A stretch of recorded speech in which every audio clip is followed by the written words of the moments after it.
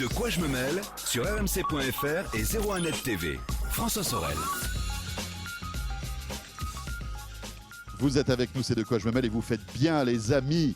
Comme chaque week-end, je prends beaucoup de plaisir à vous retrouver. Et aujourd'hui, à l'approche des vacances, des beaux jours, des bains, nous allons parler de high-tech et d'eau et plus particulièrement de smartphones étanches. Vous allez voir que ça bouge pas mal du côté de l'industrie des smartphones et notamment des constructeurs qui fabriquent de plus en plus de smartphones étanches. On va faire le point sur l'étanchéité justement de ces produits high-tech parce que vous allez voir, il y a quelques subtilités. Et on va en parler avec François Bedin qui s'est mouillé pour ce sujet. Bonjour François. Bonjour François. Étanchéité mouillée, je suis assez content. Alors François, on va commencer peut-être par expliquer aujourd'hui la nécessité d'avoir un smartphone étanche parce que quand on a un smartphone étanche, qu'il soit IP65 jusqu'à IP68, on peut le faire tomber accidentellement, parce que c'est ce qui arrive le plus souvent, malgré tout, on peut le faire tomber accidentellement dans un lavabo, il tiendra le choc. Voilà, si on le fait tomber dans l'évier pendant qu'on fait la vaisselle, si on le fait tomber dans le lavabo, si on le fait tomber dans la piscine, au moins on est sûr qu'après l'avoir séché, parce qu'il faut quand même penser à le sécher, le smartphone repartira comme de rien n'était. Voilà. Alors que s'il n'est pas étanche, vous le savez, la plupart du temps, un smartphone qui tombe dans l'eau, vous le prenez et vous le mettez à la poubelle. Mais ça change. Donc je le disais, il y a une prise de conscience de la part des constructeurs. Il y a de plus en plus aujourd'hui de smartphones étanches. Voilà, c'est un argument maintenant des constructeurs qui annoncent, comme Apple ou Samsung, que les smartphones sont désormais étanches. D'accord. On va rentrer dans les détails. François, tu vas nous expliquer les fameuses IP.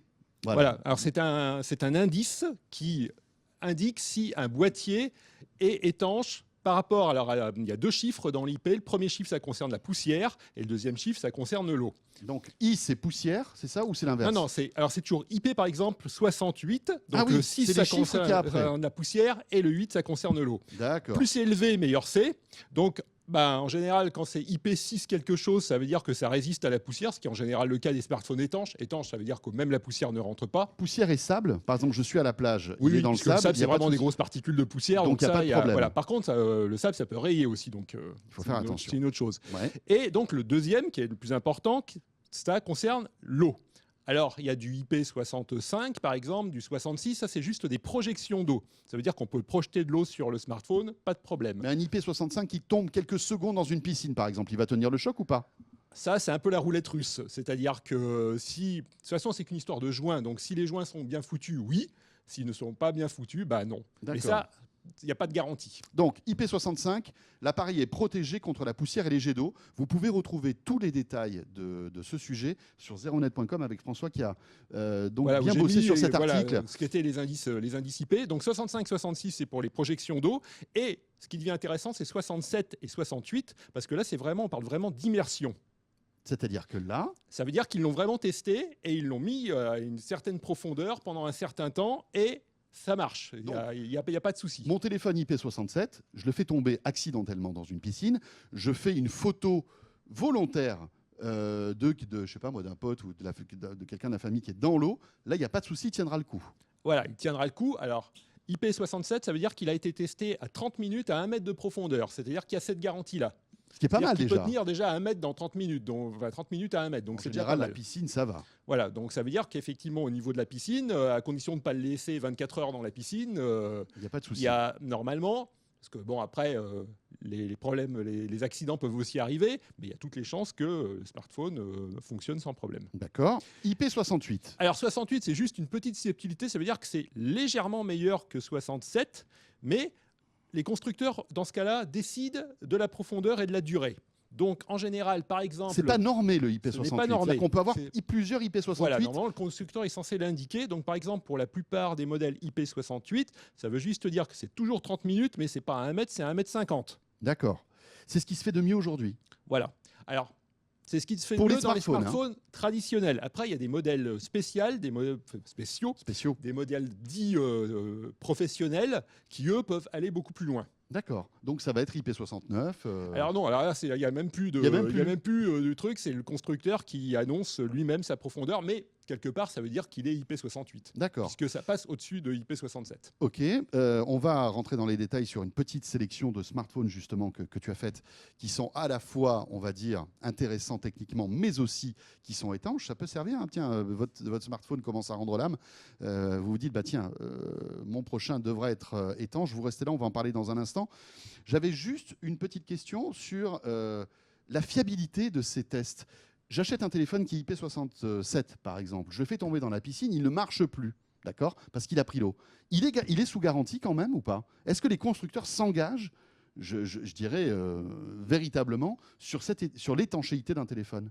Alors, on ne peut pas dire qu'il s'engage vraiment, mais on peut dire aussi que quand l'appareil est sous garantie, il est sous garantie par rapport à ce qu'a annoncé le constructeur. Donc, normalement, il ne devrait pas y avoir de problème. Si jamais il est tombé dans la piscine et qu'il ne fonctionne plus et qu'il est encore sous garantie, bah, si on le rapporte chez son revendeur, normalement, la garantie doit jouer et puis la réparation doit être gratuite. Voilà, c'est ça. Donc après...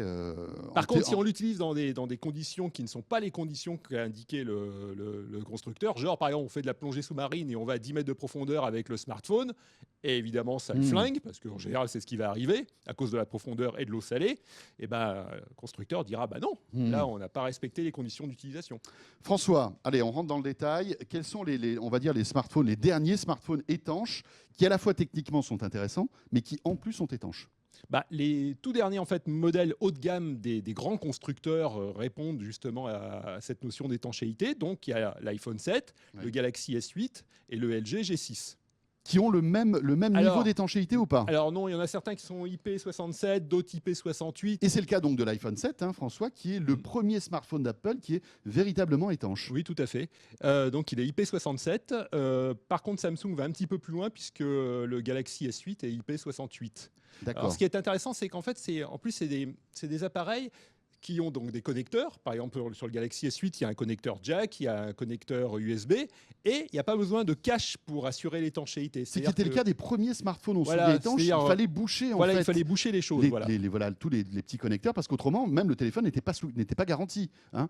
Enfin, le constructeur disait bien que si, pour avoir l'étanchéité, il fallait boucher tous les petits caches. Voilà. Par contre, il y a encore l'histoire des trappes, qui sont les trappes, par exemple, pour les cartes SIM ou, par exemple, pour les cartes micro SD. Et ça, il faut bien penser à bien les fermer parce que là aussi, il y a de l'étanchéité qui joue, il y a des joints.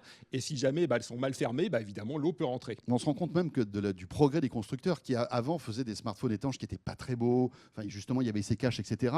On prend l'iPhone 7 ou le Galaxy S8 aujourd'hui. Ce sont des téléphones qui n'ont fait aucune concession sur le design pour rester étanches. Oui, tout à fait. Ça ressemble à un smartphone tout à fait normal. Ça doit être une sacrée galère quand même, hein, au niveau de l'ingénierie pour arriver à garder l'étanchéité d'un téléphone. Ça doit être quand même assez costaud. Hein. Les joints doivent être bien faits. En plus, il y a des problèmes de durée, c'est que les joints, ça ne dure pas éternellement.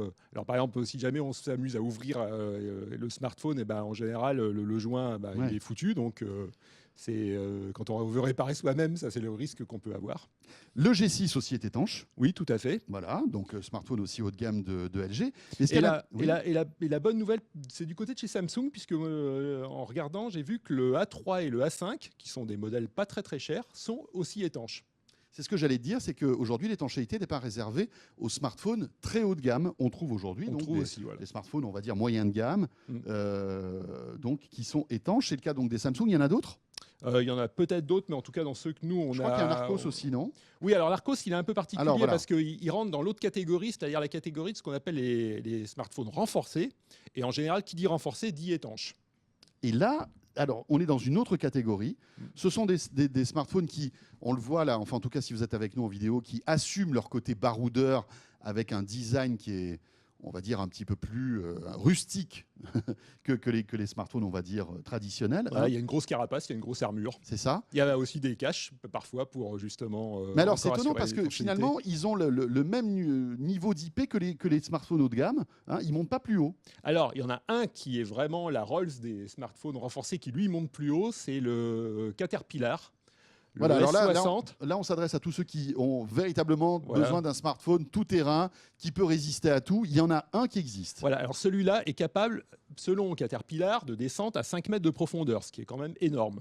5 mètres de profondeur. Voilà. Il y a une espèce de petit loquet qui bascule entre un niveau de protection à 2 mètres et à 5 mètres. Et ce qui se passe, c'est quand on bascule le loquet à 5 mètres, ça bloque complètement le port audio pour assurer une étanchéité complète. C'est-à-dire que là, on ne peut plus écouter la musique Voilà. sur le port audio. Par contre, on ne peut pas brancher de casque. Enfin, à 5 mètres de Voilà, profondeur, 5 mètres de on a autre chose à profondeur, faire je que crois qu'on brancher a un autre chose à casque. faire. Exactement. Puis même si on le branche, à mon avis, on ne doit pas entendre grand-chose. Hein. Voilà, c'est pas, je pense pas que ce soit le but, mais vraiment, ça assure vraiment un niveau d'étanchéité très très élevé et beaucoup plus haut beaucoup plus profond que les 1 mètre ou les 1 mètre 50 des autres constructeurs. Un mot aussi sur le Crosscall, qui est une marque, on va dire particulière, qui mise en fait énormément sur les téléphones, on va dire renforcés, durcis, un peu comme le Caterpillar, Voilà. mais qui, ont plus on va dire une vision randonnée, sportive, etc. Oui, c'est ça. Et il n'est pas plus étanche que les autres. Il est IP67. Oui. Alors, je crois que c'est ce modèle-là, j'en suis pas sûr et certain que c'est ce modèle-là où ils avaient insisté sur le fait, par contre, qu'il résistait assez bien à l'eau de mer. Exactement. Voilà. C'est vrai qu'ils mettaient en avant justement la résistance à l'eau de mer. Et la particularité de ce téléphone, c'est qu'il a des capteurs que les autres téléphones n'ont pas. Il a un capteur d'humidité, de pression et même de température. Oui, c'est ça. Aujourd'hui, les smartphones qu'on a n'ont pas de capteur de température, par exemple. Ils vont vous donner la température de la météo, en fait, des services météo, mais ils n'ont pas leur propre capteur. Voilà, ils n'ont pas leur propre capteur. Et c'est vraiment donc celui-ci joue là-dessus. Très, très, très particulière. Très et c'est toujours la même chose. C'est pas parce qu'il est résistant à l'eau de mer qu'il faut pas le laver à l'eau douce une fois qu'on l'a utilisé. Ça, c'est hyper important. Si vous nous écoutez, vous allez à la mer cet été, vous faites tomber accidentellement votre iPhone, votre Galaxy ou l'un des téléphones qu'on vient de citer, il faut tout de suite le rincer à l'eau douce. Il faut le rincer à l'eau douce parce que l'eau de mer a une particularité, c'est qu'elle est corrosive. Voilà, elle attaque les joints et c'est une catastrophe ensuite pour le matériel. Donc il faut vraiment rincer à l'eau douce et ensuite évidemment bien sécher l'appareil comme chaque fois qu'on le confronte à l'eau. Voilà. On n'a pas signalé le Sony Xperia XZ Premium, qui aussi est un smartphone très haut de gamme de Sony, qui est étanche. Mais d'ailleurs, les smartphones de Sony sont étanches depuis de nombreuses années. Oui. Alors, c'est étonnant parce que les Japonais, en fait, ont cette notion d'étanchéité sur les produits high-tech beaucoup plus importante que chez nous. Alors, ce qui est marrant, c'est que Sony en fait donne 2 niveaux d'étanchéité et c'est justement par rapport à ces fameuses trappes, c'est-à-dire histoire d'être sûr et certain qu'ils n'auront pas de problème. Ils disent bah oui, si vous avez laissé les trappes ouvertes, dans ce cas-là, le niveau d'étanchéité, c'est juste projection d'eau, c'est pas immersion. Voilà, mais c'est ça qui est important, c'est que en fait, ce système de trappe, c'est que si on fait tomber son téléphone de manière accidentelle dans la piscine, qu'on n'a pas fermé les trappes, malgré tout, il sera protégé, on va dire. Jusqu'à un certain point. Jusqu'à un certain point, voilà, c'est ça. Et là, c'est pareil, il faudra vraiment le sécher très vite. Et... On peut sécher comment là? On le laisse comme ça à l'air libre, au soleil Moi, je dirais déjà un bon sopalin, c'est déjà pour bien le. Un bon essuie-tout, voilà. parce que Sopalin est une marque. C'est vrai. Monsieur François Bedin. C'est vrai. Mais c'est vrai que c'est un peu comme le frigidaire, c'est devenu un petit peu dans le vocabulaire. Il y a aussi le Hisense Rock C30. Oui, alors tu nous conseilles le Rock C30, ce qui est pas mal, c'est qu'il est renforcé, mais il n'a pas de grosse armure moche, et donc il ressemble vraiment à un smartphone normal. Un peu comme le Samsung, un peu comme le... Oui, mais il a quand même des renforts en caoutchouc, il a un cadre en métal, enfin voilà, lui il supportera, je pense, mieux les chocs qu'un modèle traditionnel. D'accord, et on est à 299 €, c'est le Hisense Rock C30, le test à retrouver, bien sûr, sur zeronet.com. Voilà. Et enfin, le Arcos. Et l'Arcos, alors l'Arcos, c'est le moins cher, il est à 200 €. Donc on peut avoir un smartphone étanche pour 200 €. Et renforcé. Et renforcé. Pour 200 €, voilà. D'accord. Ce qui est quand même... et qui est correct pour des usages au quotidien. Voilà, c'est vraiment pour les usages au quotidien, parce que c'est toujours pareil, hein, quand on parle par exemple de modèles renforcés, si ça tombe sur l'écran, sur du gravier, bah, l'écran il va quand même se prendre un coup, quoi. Donc renforcé ou pas renforcé, c'est des choses quand même à utiliser normalement. Voilà, mais enfin ce qui est intéressant, vous l'avez remarqué, c'est qu'aujourd'hui, on n'est plus obligé de faire l'impasse sur le design pour avoir un smartphone étanche. On prend les smartphones haut de gamme de Sony, Samsung ou Apple. Ils sont étanches et c'est plutôt une bonne nouvelle.